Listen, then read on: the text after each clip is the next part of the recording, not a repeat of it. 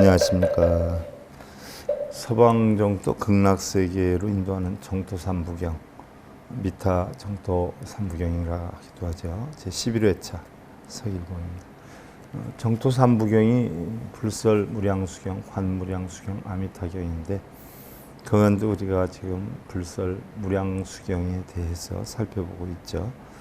서분에 대해서 살펴보고 있는데요. 부처님께서 영취산에서 법문을 하시는데 모여든 그 보살에 대해서 설을 하고 있어요. 그래서 지난 시간에 보현보살, 안한존자, 또 묘독보살, 문수보살이죠. 그리고 자시보살, 미륵보살이다라고 하죠. 에 대해 살펴보았어요. 보현보살은 부처님께서 깨달음을 얻으시고 당신이 수행을 실천해서 깨달음을 얻었기 때문에 당신의 깨달음을 얻기 위해서라면 실천 수행이 가장 중요하다 해서 자신의 진리를 깨우치 위한 실천하는 보살의 보현보살을 제일 처음 만들었고요. 그 다음에 이제 화엄경을 설하실 때에 3주차에 무찰린다 나무 아래서 설할 때 용이 보호를 해주고 이때 처음에 바로 당신이 깨우친 진리를 비로자나 화했죠. 그래서 당신이 깨우친 진리를 비로자나 부처님으로 만들었고요. 그러면 그 깨우친 진리를 법으로 만들어서 그 법을 깨치는 보살을 갖다가 문수를 만들어 놨죠. 그래서 우리는 보현과 문수가 보편적으로 서가모니 부처님의 협시보살이 됐고요. 또 비로자나 부처님의 협시보살이 되기도 하지요. 그래서 만들어 놨다 했고요. 자시보살은 경전에 따르면 미륵보살이 서가모니 부처님이 인멸한 56억 7천만 년 뒤에 이 세상에 내려와서 부처가 된다라고 하는데 우리가 유식사상에 보면 눈, 귀, 코, 여, 몸을 전오식이다라고 하고요. 거기에다가 눈, 귀, 코, 여, 몸 뜻까지 해서 육식의 작용을 얘기해서 식이 형성이 된단 말이죠. 그래서 육식.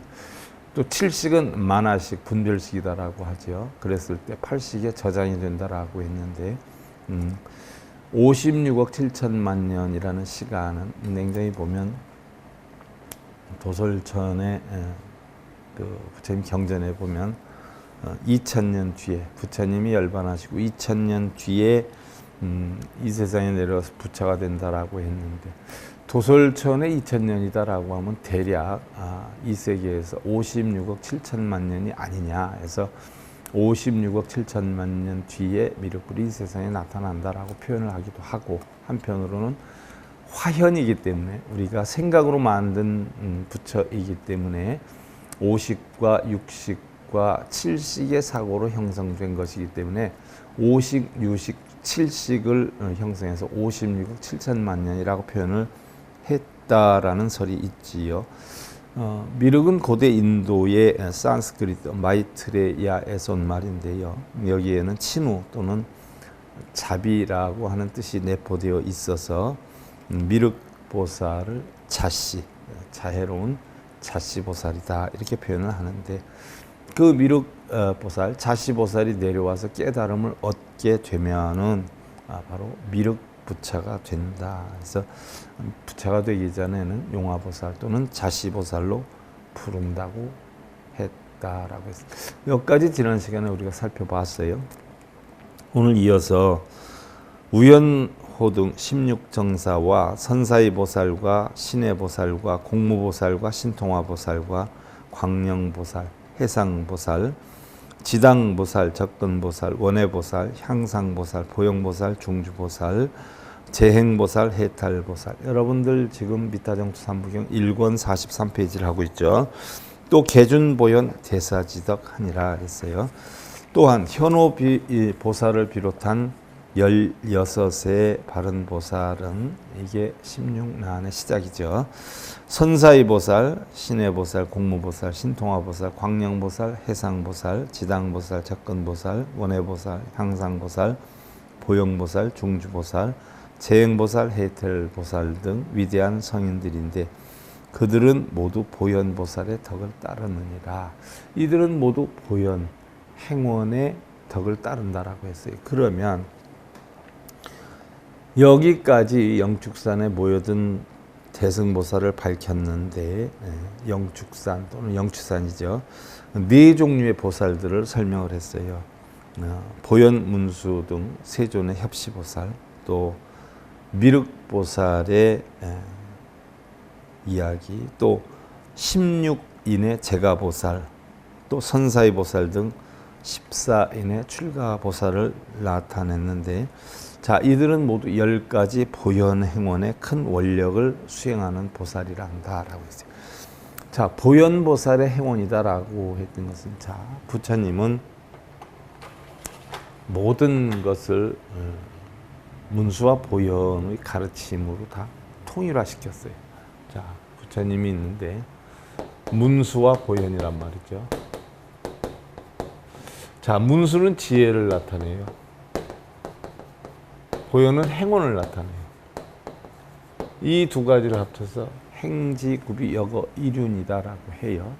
행과 지혜가 갖추어져야 이 마차는 잘 굴러간다. 어떤 마차가 잘 굴러가요?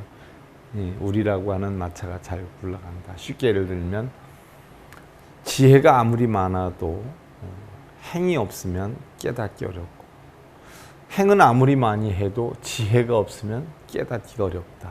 그래서 행과 지혜가 겸비가 되어야 우리는 마차가 행과 지혜가 두 바퀴가 굴러가야 잘 굴러갈 수 있듯이 깨달음을 얻을 수 있다라고 강조를 하죠. 아까도 말씀드렸지만 부처님이 깨달음을 얻어서 제일 먼저 보현을 만들었고, 그 다음이 비로자나부처에다가 그 다음에 문수보살을 만들었어요. 그래서 부처님의 협시보살이 좌문수 보현이 되는데, 문수보살은 보편적으로 부처님의 진리를 뜻하기 때문에 위엄력을 뜻해서 사자를 타고 나타나는 경우, 보현보살은 부처님의 행원을 뜻하기 때문에 코끼리를 타고 나타나는 모습으로 등장이 되는데, 자, 이 문수나 보현이나 우리는 실존 인물이냐라고 하면 그렇지 않아요. 다 화현이에요. 다 만든 거예요. 자, 미타정투 삼부경에서 나중에 배우겠지만, 자, 우리의 자성 미타예요. 자성은 미타예요. 정토는 어디에 있냐? 유심, 오직 마음에 있다라고 했죠. 그럼 정토는 마음에 있는 것이에요. 서방으로 시팡하러 가서 있는 게 아니란 말이죠. 근데 서방으로 시팡하러 갈 정도의 노고가 따라야 마음을 찾을 수 있기 때문에 그렇게 표현한 거지, 실제로는 마음에 있는 것이다. 그리고 미타라고 하는 것은 바로 본성을 뜻한다, 자성을 뜻한다라고 했어요. 자성 미타다. 그럼 자성이 미타요, 정토는 마음에 있다라고 해서 이제 배울 거예요. 그러면 이러한 약사일의 불이니 남방화주 지장보살이니 또 뭐 아미타니 또 문수보현이니 이런 것은 전부 뭐냐? 다 화현이다라고 했어요. 본성이 미타인데 어떠한 행을 하느냐에 따라서 나타나는 거예요. 즉 예를 들면 우리가 똑같은 마음의 씨앗을 가지고 있지만 부처의 마음을 쓰면 부처가 되고 중생의 마음을 쓰면 중생이 되는 것과 같이 보현보살의 행원의 마음을 쓰면 보현이 되고 문수의 지혜의 마음을 쓰면 문수가 되고, 바로 본성을 찾으면 아미타를 친견하게 되는 것이고, 정토를 간다라고 하면 마음의 공안 이치를 터득하는 것이고, 그래서 화현이다, 다 만든 것이다, 우리가 이렇게 표현합니다. 모르는 분들은 뭐 실제로 관세음도 있고 지장도 있고 뭐 대세지도 있고 아미타, 뭐 약사, 뭐 다 별도로 있는 줄 알지만 부처님이 당신의 가르침을 당신이 직접 펴기가 어렵기 때문에 그러한 불보살을 만들어서 결국은 중생들을 이끄는 하나의 방편으로 썼던 것이다. 그래서 화현이다. 실제로 존재하지 않는다는 얘기. 중생들의 가르침을 주기 위해서 만든 것이다. 그러니까 여러분들 뭐 툭하면 소원 이룬다고 관세음보살께 빌거나 뭐 업장소멸 한다고 지장보살한테 빌거나 실존 인물이 없어요. 그러니까 빌 대상이 없어요. 근데 빌고 있어요. 문제가 아닐 수 없죠. 자, 바로 중생들을 이끌기 위한 방편으로 설해놓은 것이죠. 그래서 이러한 모든 보살들은 전부 보현보살의 10가지 행원을 따른다라고 했는데 바로 부처님이 보현보살에게 준 임무 10가지를 실천 수행하는 이들이다라고 표현하는 거예요. 그러면 보현보살이 10가지 행원은 뭐가 있느냐? 자, 우리가 깨우침을 얻는데 달마선관법에서도 나오죠. 달마선관법에 이입론과 행입론이 있어요. 이입론은 이치를 깨우치는 거고 행입론은 실천행으로 깨우치는 거예요. 우리가 부처님의 진리를 깨우칠 때 바로 뭐예요? 이치로 깨우치거나 실천행으로 깨우치는 두 가지 법이 있어요. 보현은 실천행으로 깨우치는 거고 문수는 뭐예요? 이치로 깨우치는 걸 나타내요. 그것을 닮아도 바로 진리에 들어가는 문이 이문하고 행문을 나타내기도 했죠. 그래서 우리는 실천 못지않게 지혜를 깨쳐야 되고 지혜를 깨쳤다라고 하면 실천을 하게 해야 된다는 얘기죠. 그런데 이 모든 보살들은 다 보현의 10가지 행원을 따른다라고 했어요. 그러면 보현의 첫째 행원은 뭐냐? 예경제불원입니다. 제가 천수경 할 때도 설했고 법망경 할 때도 설했고 다 설을 했어요. 몇 번씩이나 했어요. 자, 우리는 모든 부처를 예를 갖춰서 공경해야 된다는 게 예경제불원이에요. 자, 모든 부처에게 예를 갖춰서 공경한다라고 하면 흔히들 뭐 절에 있는 불상이나 이런 걸 공경하는 것을 착각하고 있어요. 실제로 부처는 누구냐? 여러분들하고 함께 살고 있는 살아있는 부처예요. 남편 부처, 아내 부처, 자식 부처. 바로 이런 자식 부처나 아내 부처나 남편 부처나 부모, 형제, 친척 부처에게 공경을 하는 거예요. 우리가 흔히들 뭐 간혹 얘기를 하지만 어제도 제가 방송에서 얘기를 했지만 우리 불교는 생활이고 생활이 즉 불교예요. 우리 불교는 우리 일상생활 속에 있는 것이지 일상생활을 떠나서 있는 것은 아니에요. 모르는 분들은 뭐 절에 가야 불교가 있는 줄 아는데 절이라고 하는 것은 우리 일상생활에서 부처님의 가르침을 바르게 실천할 수 있도록 그 방법을 가르쳐 주는 곳이 절이지 절에 불교가 있는 건 아니에요. 불교의 가르침이 절에 있죠. 그리고 실제로 실천하는 건 여러분들 일상생활 속에 실천을 하게 돼요. 그러니까 절에 있는 동상부처에게 예를 갖추는 게 예경제불이 아니라 실제로 여러분들 살고 있는 주변에 있는 부처한테 예를 갖추는 거, 공경하는 거, 이게 예경제불이에요. 하다못해 남편이나 아내는 공경하고 예를 갖춰서 나쁠 거 없죠. 절에 가서 동상한테 아무리 예를 갖추고 절을 많이 한들 동상이 알아보겠어요? 어쩌겠어요? 그러니까 그거를 대상으로 해서 거기는 사실은 엑서사이즈 게임하는데 연습하는 곳이고 실제로 메인 게임은 가정생활에서 하는 거예요. 이게 보현의 가르침이에요. 이게 부처님의 가르침이에요. 그래서 바로 모든 부처에게 예를 갖추어서 공경하는 거예요. 그 다음에 두 번째가 칭찬열애입니다.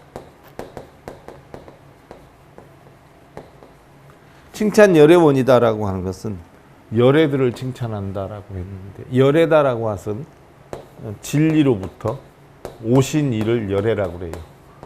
그러니까 바르게 사는 사람을 찬탄하는 거다 하는 얘기예요. 즉 예를 들면 여러분들 다른 사람 얘기 깎고 무시하고 비아냥거리고 그래서 여러분들 좋을 거 하나도 없죠. 부모 형제 말이나 남편 말이나 아내 말이나 자식 말이나 훌륭한 거 칭찬하는 거예요. 힘이 없을 때 용기를 살려주는 거예요. 당신 원래 훌륭한데 요즘 왜 이렇게 힘이 들어서 그래요? 당신 믿을게요. 칭찬 열애원이야. 남편 부처를 뭐예요? 칭찬해 주는 거예요. 똑같은 얘기를 해도 남의 험담이나 갑옷에 구멍을 뚫을 것이 아니라 그 사람의 훌륭한 점을 드러내서 그것을 찬탄해 주는 거. 이게 칭찬 열애원이에요. 우리들 자신도 보세요. 나한테 뭐 누가 시비 걸고 나쁜 얘기하면 좋아하겠어요? 감정 상하지? 똑같은 얘기를 해도 기분 나쁘지 않게 하는 방법. 이걸 터득하는 게 칭찬 열애원이에요. 이 보현보살의 10가지 행원이에요. 우리 세상 살면서 예경자별하고 칭찬열애 해보세요. 만인한테 존경받을 수 있는 근거가 되지 않아요? 세 번째 행원이 광수공양이에요. 널리 공양을 올리는 거죠. 널리 공양을 올리는 거예요. 공양이다라고 해서 뭐 여러분들 뭐 꼭 음식만을 얘기하는 게 아니에요. 널리 닦아서 공양을 하는 원인데, 널리 닦아서 공양을 한다라고 하면 부처님의 바른 법 배우고, 또 삶의 지혜를 배우고, 음식하는 법도 다른 데서 배우고, 이렇게 해서 음식하는 법 배웠으면 음식해서 부모 형제 친척에게 나누어 주고, 좋은 방법을 배웠으면 그 방법을 자기가 실천하고, 또 필요한 사람에게 가르쳐도 주고, 이게 광수공양원이에요. 널리 닦아서 좋은 일을 해라 하는 얘기죠. 꼭 음식뿐만이 아니에요. 말 한마디, 행동 하나라도. 그 다음에 네 번째가 참제업장원이에요. 우리가 아무리 뭘 잘한다라고 하더라도 사실은 살아있는 사람이, 업장이 없는 사람이 없어요. 알게 모르게 지은 죄가 얼마나 많겠어요. 그죠? 나는 잘한다고 하고 해도 뭐 우연히 던진 돌에 개구리가 맞아 죽는다 하는 이야기가 있듯이, 나는 기억하지도 못하는데 내 한마디 속에서 번뇌하고 괴로워하는 사람들이 있어요. 알게 모르게 지은 업장에 대해서 어떻게 돼요? 모두 소멸하는 거예요. 참여하는 거예요. 늘 자신을 낮추고 반성되게 사는 것이죠. 나를 낮추기 위해서 하는 수행이 절 아니에요? 절? 세상의 모든 나를 낮출 수 있는 가장 낮은 자세로 낮춘다는 거 아니에요. 이게 바로 뭐예요? 참제업장원이에요. 모든 업장 참여하는 거예요. 혹시 뭐 남편에게, 아내에게 내가 실수로 말을 잘못한 건 없는가? 행을 잘못한 건 없는가? 나의 어떤 유리함을 위해서 상대에게 피해를 준 건 없는가? 이런 걸 되살펴보는 게 참제업장원이에요. 선제동자가 화엄경 입법계품에 보면 세상의 모든 선지식을 찾아서 깨달음을 얻어서 헤매잖아요. 나중에 제가 또 화엄경 할 때 해드리겠지만 53선지식을 찾아 헤매면서 배움을 얻어요. 그러다 마지막으로 보현보살에게 10가지 행원에 대한 가르침을 얻죠. 이러면서 선제동자가 보현보살의 10가지 행원을 듣고 깨우침을 얻게 돼요. 그래서 형성된 게 보현행원 품명이에요. 그래서 다섯 번째는 수희공부.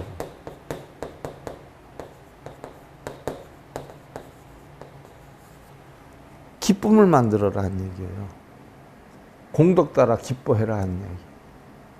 다른 사람이 좋은 일이 있을 때 어떻게 돼요? 우리가 자비사 사무량심에도 배웠지만 기뻐해야 되는데 속으로 은근히 끌탕이 나잖아요. 그러니까 어떠한 공덕을 쌓든 공덕 따라서 기뻐해야 돼요. 수희공덕원이에요. 기뻐하는 공덕을 쌓으라는 얘기죠. 그 다음에 여섯 번째가 청전법륜.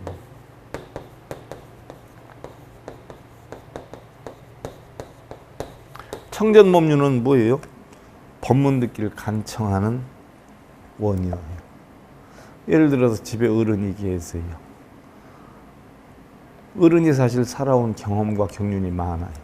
근데 어떤 경제력이나 이런 거 읽고 보면 힘이 없어져요. 힘이 없어지면 말에 대한 어떻게 돼요? 힘이 전혀 없어져요. 그러니까 젊은 사람들이 아유 아버지는 좀 빼세요. 어머니는 좀 빠지세요. 중요한 일이 이렇게 해서 소외시하는 경우가 있어요. 그게 외로움을 느끼지 않아요? 아니에요. 어른들이 계시면 저희들이 이런 어려운 문제가 있는데 어른으로서 좋은 말씀 한마디 해주시면 저희가 참고하겠습니다. 이게 청전법륜입니다. 오래 산 경험, 연륜, 젊은 사람들의 힘, 배짱 이런 것이 조화가 돼서 만들어가듯이 바로 오래 살고 과거의 어떤 여건이 충분하고 하는 사람한테 좋은 말씀 좀 해주세요. 청전법륜원이에요. 냉정히 보면 법문 듣기를 간청하는 원인데 다 법문이죠. 세상의 물소리, 바람소리, 귀뚜리 소리 어느 무엇 하나 법문 아닌 게 있겠어요. 근데 뭘 배척하고 노인이니까 힘이 없으니까 배척하고 무시하고 잘못된 거죠. 어른을 공경할 줄 아는 거. 이게 청정법륜이에요. 그 다음에 이제 7번째가 청불주세원이에요. 부처님이 오래 이 세상에 머물기를 원하는 거예요. 그럼 부처님이 뭐 동상 부처님이 오래 머물길 바래? 살아있는 여러분들의 부모님이나 할머니, 할아버지나 오래 사시는, 아이고 나이 먹었으니까 이제 죽어야지 이러면 무슨 말씀이세요? 계셔주는 것만으로 해도 저희들은 든든합니다. 그러니까 오래오래 사세요. 오래오래 안 좋아서 계세요. 이게 청불주세원이에요. 부처님 오래 살기를 바래. 부처님 이미 돌아가신 지가 언젠데요. 2600년 전에 돌아갔는데 뭘 오래 살기를 바래요. 여러분들이 가정생활에서 있는 부처님들을 얘기하는 거예요. 그 다음에 상수불학원이라.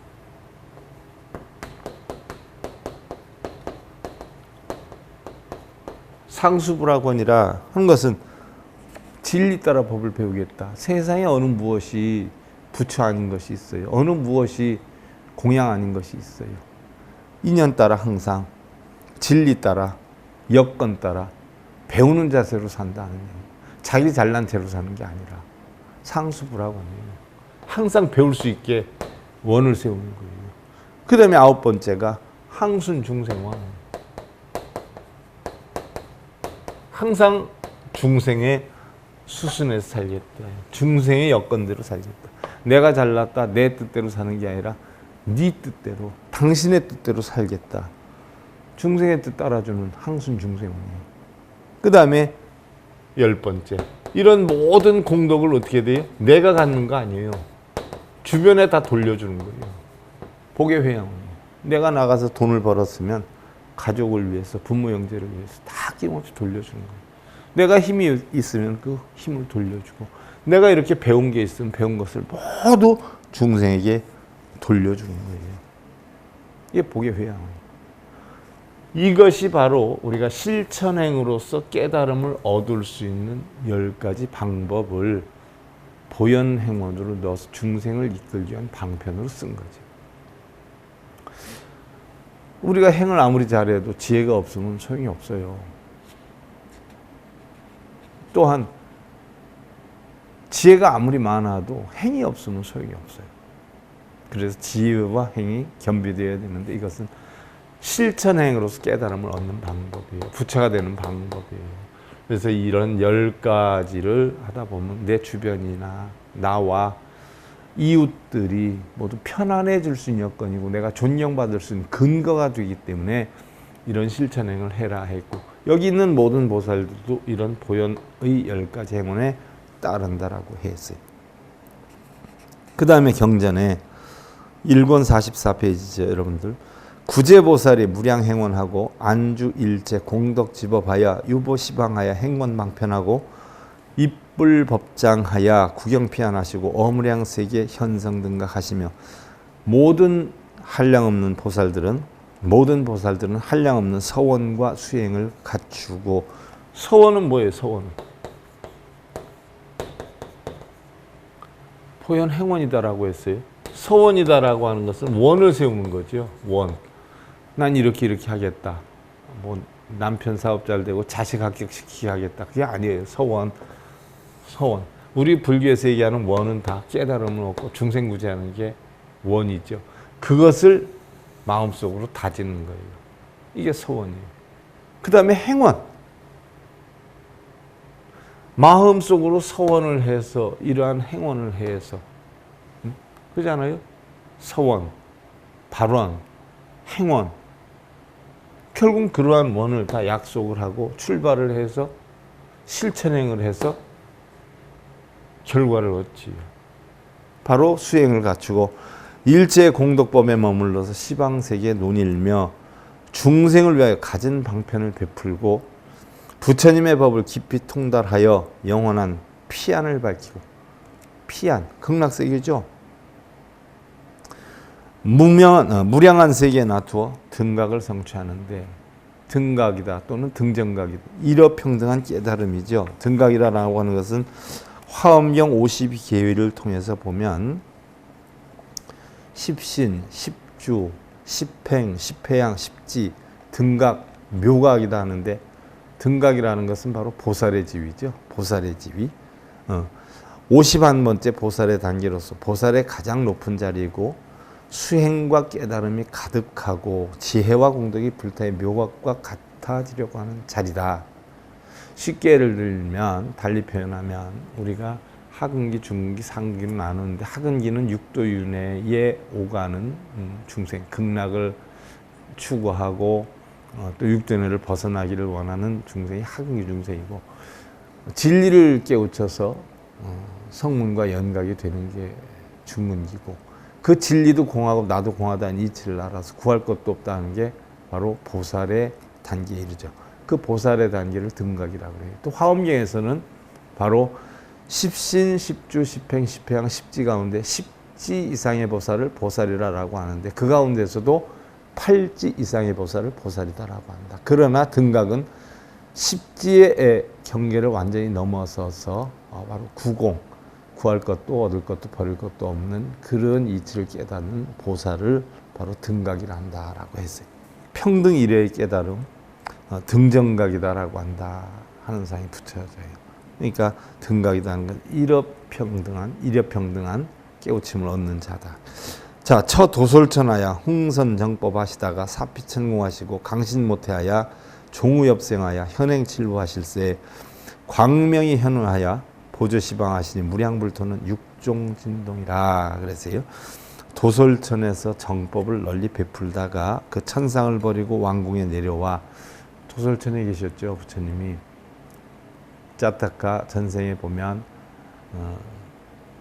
수메다 선의 보살이 결국 십바라밀을 깨쳐서 도솔천 내원국에 계시다가 정반왕과 마야 부인 뱃속에 잉태를 해서 결국 어머니 모태 강신하고 다리 차서 어머니 오른편 옆구리에서 태어나 사방으로 칠보를 걸을 때 광명이 찬란하여 시방세계 불국토를 두루 비치니 천지는 6가지로 진동하느니라.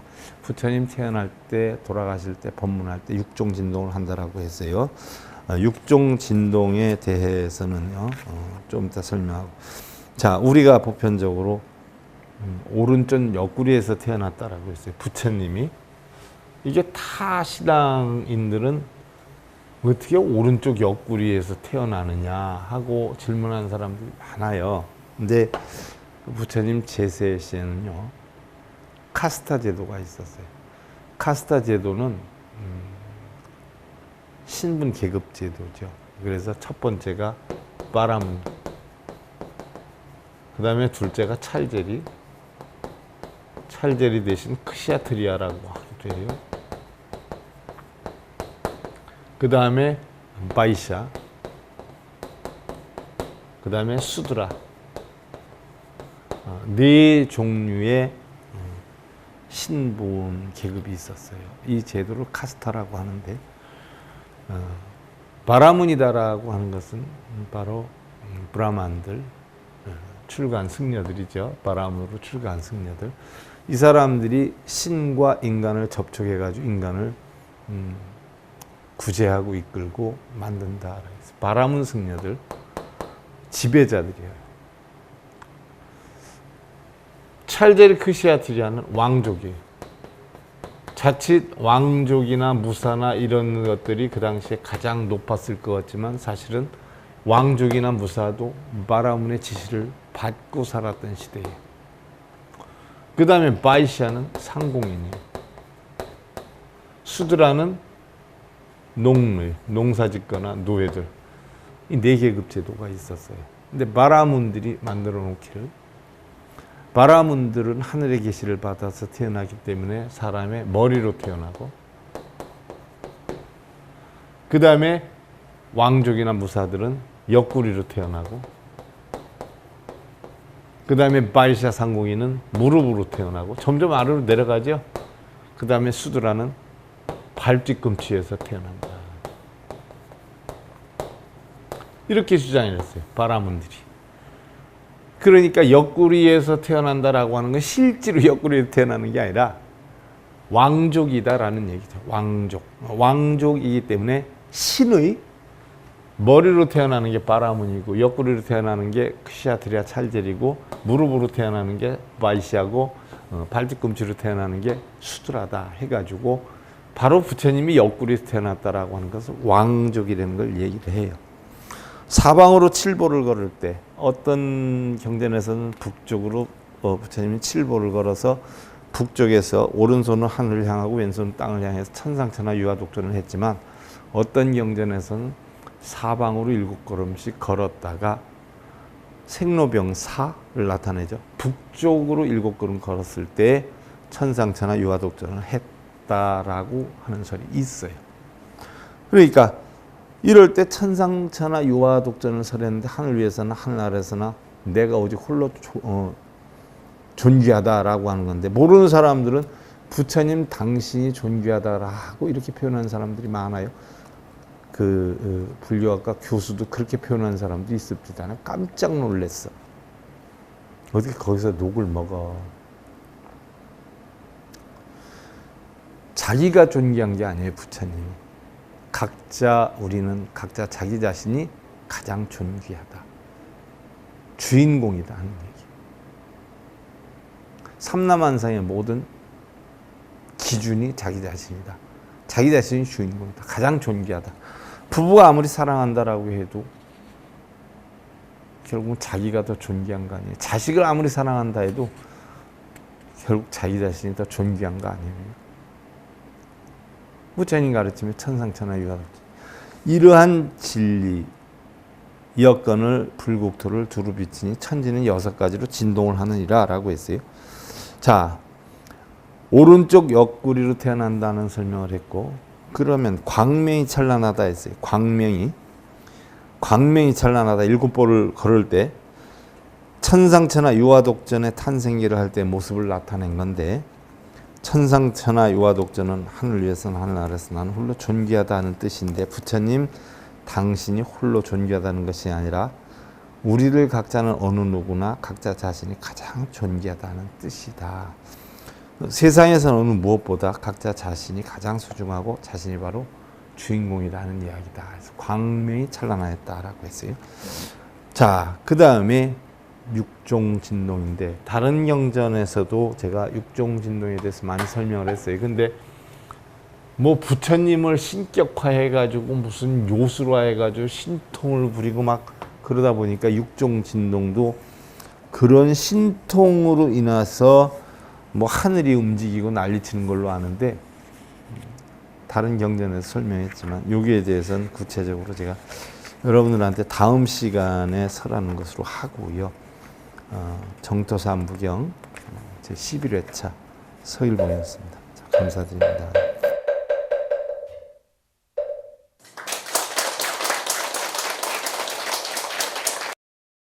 행복으로 가는 징검다리에 서길봉 스님이 여러분들을 초대합니다. SIB 불교교육대학에서는 더 듣다, 생활 속의 천수경, 달마대사 성관법, 현대생활 불교 법요지, 불교학개론, 성찰스님 백일 법문 등을 비롯한 다른 불법, 다른 진리, 서길봉 스님의 SIB 불교교육대학.